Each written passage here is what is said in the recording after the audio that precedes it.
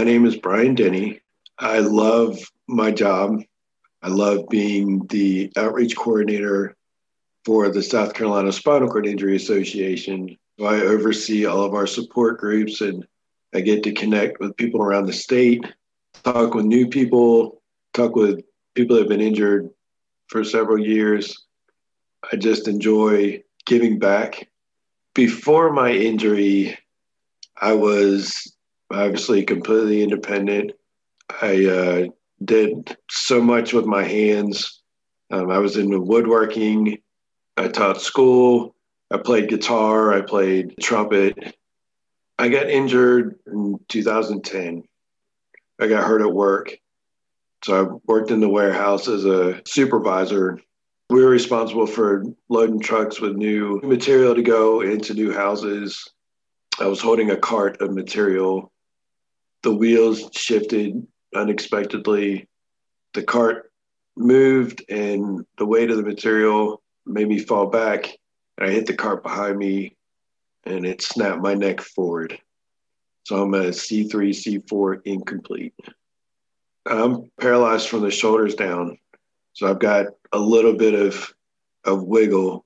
I don't have any movement below my shoulders. I do have sensation and some feeling, but halfway down my back, I've got what's called deep tissue sensation. If you touch my back, I can feel it in the muscle, but I can't feel it on my skin. I've got sensation in my right arm and fingers and just little spotty areas lower down. Early on, there were quite a few barriers, obviously going from being completely independent to completely dependent, or what I felt like was completely dependent, learning how to have to ask for help all the time instead of doing it on my own, just learning a new way of life as far as needing care was a huge transition that still to this day takes some time to adjust to. My initial thoughts were, what am I going to do now? How am I going to figure out how to do stuff? Then I realized that I've got to figure out how to do stuff or else I'm not going to be able to do anything. When I got hurt, my wife and I had just celebrated our 10-year anniversary 2 months before.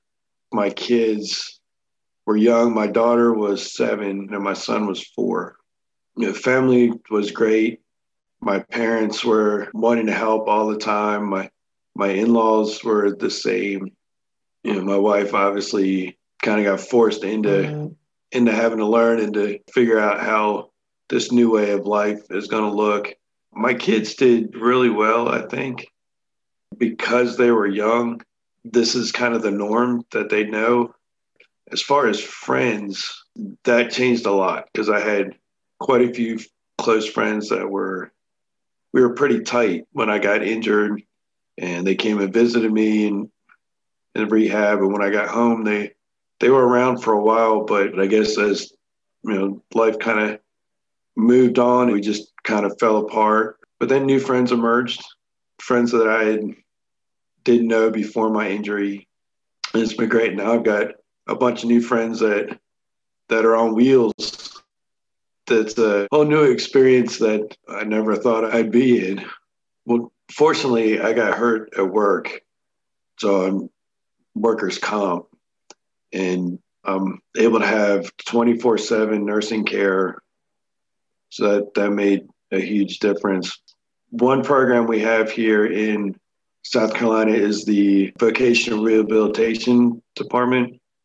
And they're a state agency that helps people with disabilities go back into the workplace.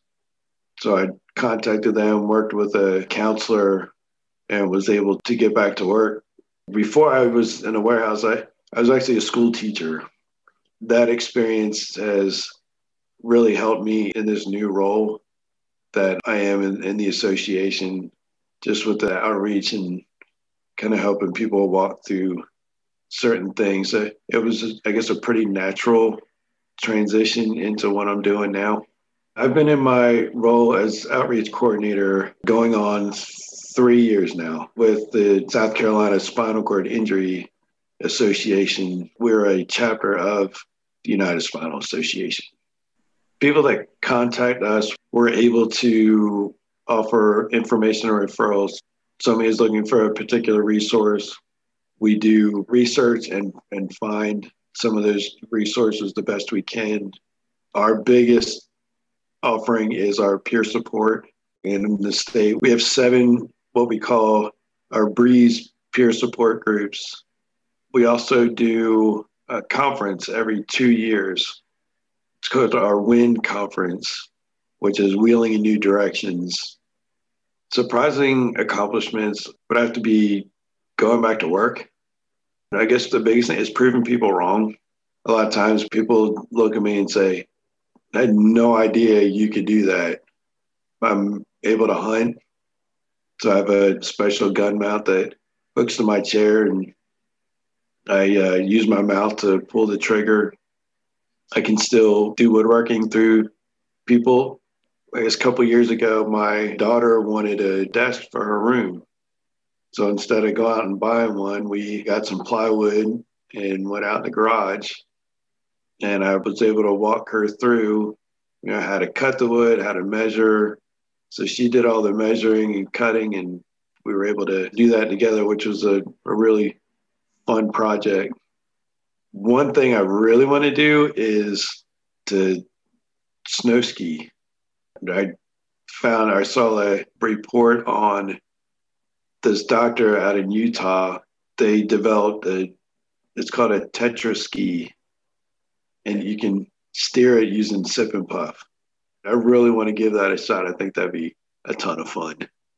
My goal is just to live the best life I can, to make sure that I'm being productive, that I seek out opportunities to to volunteer, to give back, or to be an example of somebody that may not seem like they can do much, but to try to do as much as possible to live a normal life.